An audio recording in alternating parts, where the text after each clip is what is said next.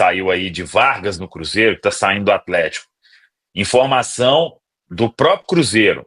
Nenhuma chance disso acontecer.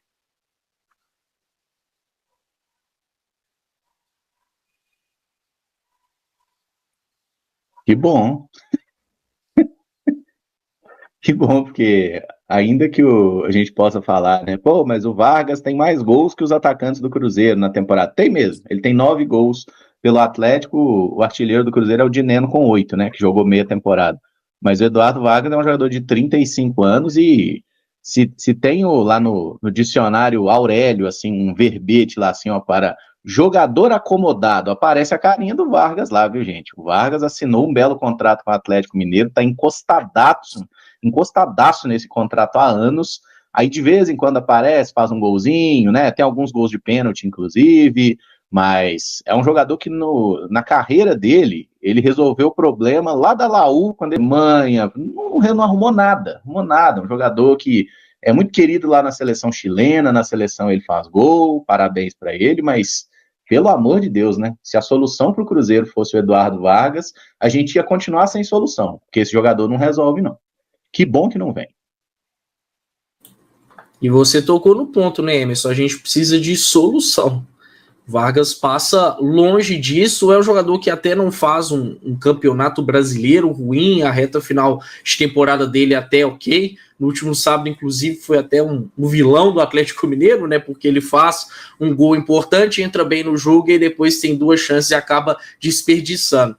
Ele, no próprio Atlético, tem tido o histórico de sempre jogar bem em reta final de contrato, né? Tem conseguido renovações nesse sentido, costuma, quando o contrato está para acabar, a jogar bem, a empilhar gols, mas enfim, a gente sabe que é um jogador que nos últimos anos, além dos seus problemas extra-campo, agora parece que até está casado, está um pouco mais tranquilo nesse sentido, mas já acumulou muitos problemas fora de campo, e aí dentro de campo é um jogador que pouco agrega, que pouco resolve.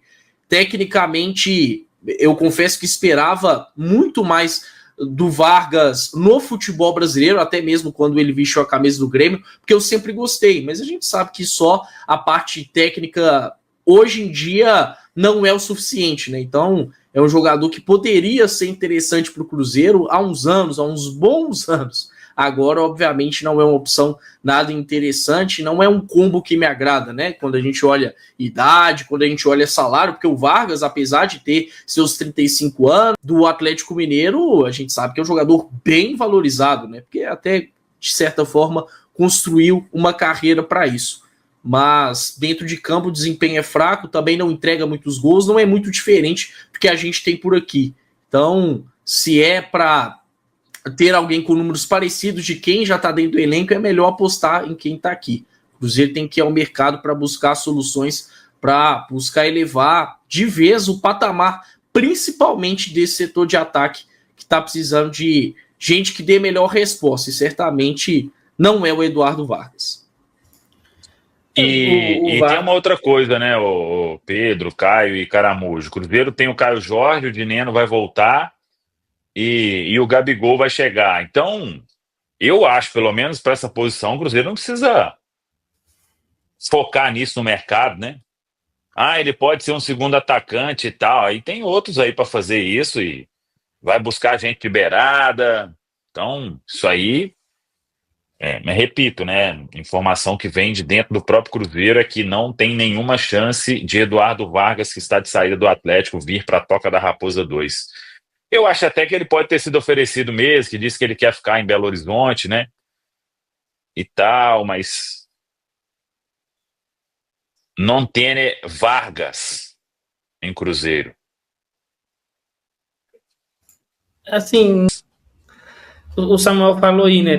Tem a possibilidade da vinda do Gabigol, tem a questão do Dineno se recuperando, tem o Caio Jorge que vinha num bom momento até a lesão, e o Eduardo Vargas não convenceu. O fato é esse, né? Desde que ele chegou aí ao Atlético Mineiro, ele fez um contrato muito bom para ele, com um tempo ali até um pouquinho maior, e aí nos períodos ali de renovação ele acabava jogando um pouquinho mais e aí renovava o contrato e depois se acomodava nesse contrato. É um jogador que acho que agregaria pouco, é um atleta acomodado, É um atleta que ultimamente só tem jogado bem na seleção chilena.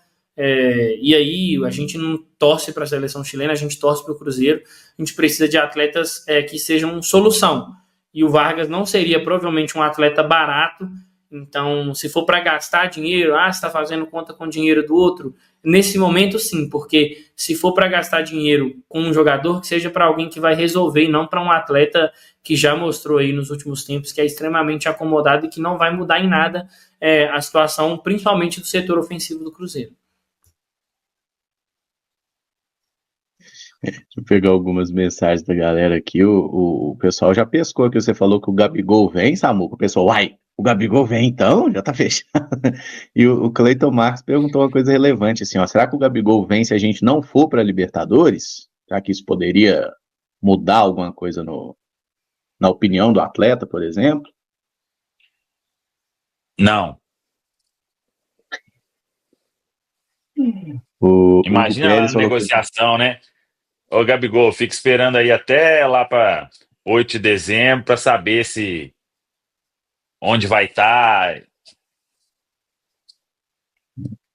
O Rodrigo de Stefano falou que o Vargas pode ir para o América, já que ele quer ficar em BH. É um ótimo destino, Rodrigo. Quer ficar em BH, fica, joga no Coelhão aí, que eu acho que o América aceita ele. O Hugo Pérez falou que o Vargas seria ótimo para o Cruzeiro, porém com salário mais baixo. Eu discordo, viu, Hugo? Sinceramente. O Aldebaran, anote aí, se o Cruzeiro não classificar para a Libertadores, o Gabigol não vem. Aldebaran, calma, relaxa, calma. Então, tem alguns pontos aí importantes, mas realmente veio um ofício da CBF, que eu vou ler aqui, porque é caso de rir, né? Tudo que acontece no futebol brasileiro. E até agora o Cruzeiro está tentando buscar alguma alternativa, vamos dizer, internamente, mas eu acho que já deveria ter ido para o embate, né? Não tem como, por exemplo, se ameaçar não entrar em campo e etc., que a gente sabe que isso pode acontecer. O clube procurar justiça comum também. Isso tem uma série de punições. Mas vamos lá aos fatos e aí a gente comenta. O Palmeiras, primeiro veio, acho que o vice-governador, né? Ele que está em exercício aí, não é? Não sei para onde está o Zema, está viajando, compromissos aí, sei lá. Matheus Simões falou que existia uma preocupação do Ministério Público, da Polícia Militar, por causa do que aconteceu lá em Emboscada, que o torcedor do Cruzeiro foi assassinado, e que não teria como garantir a segurança de pessoas que estão na rua em um dia de jogo como esse. Aquela ladainha que a gente já sabe, né? Esse é o ponto. E aí o Palmeiras, obviamente, no direito dele, se aproveitando uma situação, né? Você vai enfrentar um clube fora de casa, você prefere o quê? Um estádio com 30, 40, 50 mil pessoas ou um estádio sem as torcidas? Eu ia preferir sem as torcidas, né?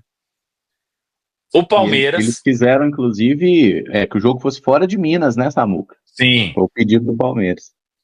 O Palmeiras foi e enviou um ofício à CBF, e a CBF ontem definiu em um ofício dizendo o seguinte: entre alguns pontos lá, isso do Ministério Público, da Polícia Militar, a partida entre Palmeiras e Cruzeiro no primeiro turno do Campeonato Brasileiro, ocorrida no Allianz Parque, São Paulo, contou com a presença da torcida de ambos os clubes.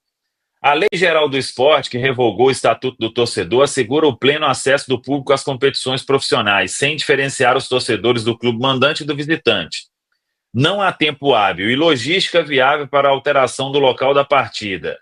E a necessidade de preservação do equilíbrio esportivo e da igualdade de tratamento aos clubes participantes das competições. Aí vem a determinação que a partida seja realizada com portões fechados, sem a presença de torcedores de ambas as equipes. Vamos lá, primeiro, a isonomia o primeiro turno tem 90% de um clube e 10% do outro. O segundo turno não tem torcida de ninguém. Aí já é o primeiro, o critério é a falta de, né? O Cruzeiro está sendo penalizado, o torcedor do Cruzeiro está sendo penalizado por um ato que foi identificado como da torcida organizada do Palmeiras, que não causou nenhum prejuízo ao Palmeiras E o Cruzeiro que vai se ferrar na história. Véio. E aí vem os pontos. Por que eu acho que o Cruzeiro tem que partir para o embate? Com a CBF já deveria, né? Desde esse jogo do Corinthians. Não buscando justiça comum, que isso aí dá até rebaixamento, não ameaçando entrar em campo, mas falando, poxa, para dar uma determinação a favor do Palmeiras, eles não pensaram duas vezes. Véio. E por que tem que ser a favor do Palmeiras e contra o Cruzeiro? Véio? Porque se for não o Palmeiras, a torcida dele que causou isso, então esse jogo, o Palmeiras vai ficar sem torcida. Foi a torcida do Palmeiras que causou, não foi a torcida do Cruzeiro. Quando a torcida do Cruzeiro quebrou tudo lá em Curitiba, o Cruzeiro não ficou sem torcida visitante? Lá contra o Fortaleza, contra o Botafogo, ficou sem torcida visitante. Teve isonomia disso aí? Não teve, né? Então, porque foi em um estádio. Se tudo foi identificado, não tem por que punir a torcida do Cruzeiro. Palmeiras, você está fazendo aí uma manifestação de isonomia, mas é a sua torcida. Véio. Foi identificado. Inclusive, acho que não prendeu ninguém, né? Ou prendeu um ou outro aí. Então, aí o Cruzeiro tem que partir para parar com essa história de política de boa vizinhança, gente. Isso aí é só ferro pro Cruzeiro. Porque tem que ter boa relação com o governo, tem que ter boa relação com o Ministério Público, tem que ter boa relação com a polícia. Sabe essa mesma polícia aí? Há 1 ano, o torcedor do Cruzeiro queria fazer uma rua de fogo contra o Vasco, no Mineirão. Sabe o que a polícia falou? Não, é contra o meio ambiente, não sei o quê. Em 1 ano, a polícia transformou o meio ambiente e permitiu que a torcida do Atlético fizesse 2 ruas de fogo lá no Independência.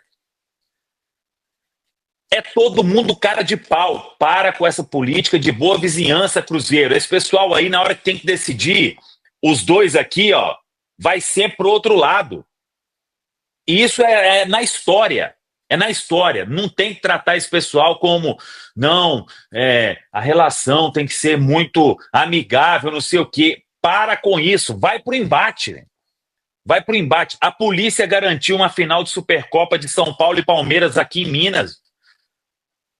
Já tinha tido aquele embate entre Máfia Azul e torcida e Mancha Alviverde há muito tempo, e os torcedores do Palmeiras circularam aí. Por que eles estão tendo essa preocupação agora? Teve outro embate, é verdade, mas o outro já tinha sido grave. Não garantiram a segurança, velho? Mas aí a polícia, para atender a CBF, o governador Romeu Zema, para fazer tudo bonitinho, Mineirão de braços abertos para receber não sei o quê. Ninguém tá preocupado, é só com uma coisa, é porque é o Cruzeiro. É o Cruzeiro. Então, o Cruzeiro tem que partir para o embate, dar porrada no governo, na polícia militar, e eles têm que garantir a segurança. Abre o Mineirão para as 2 torcidas, coloca o ingresso aí com preço promocional para todo mundo comprar. E Cruzeiro, Pedro Lourenço, Alexandre Matos, fiquem espertos. E eu já falava isso há muito tempo, velho. Quando tem os 2 lados para decidir, nunca será o Cruzeiro. Em todas as esferas aí. As autoridades, elas não conseguem definir uma coisa igualitária. Vamos acordar. Isso acontece sempre. E acontece também com a Federação Mineira de Futebol. São várias as esferas. O Cruzeiro só é prejudicado. Acorda e para com essa história de política de boa vizinhança.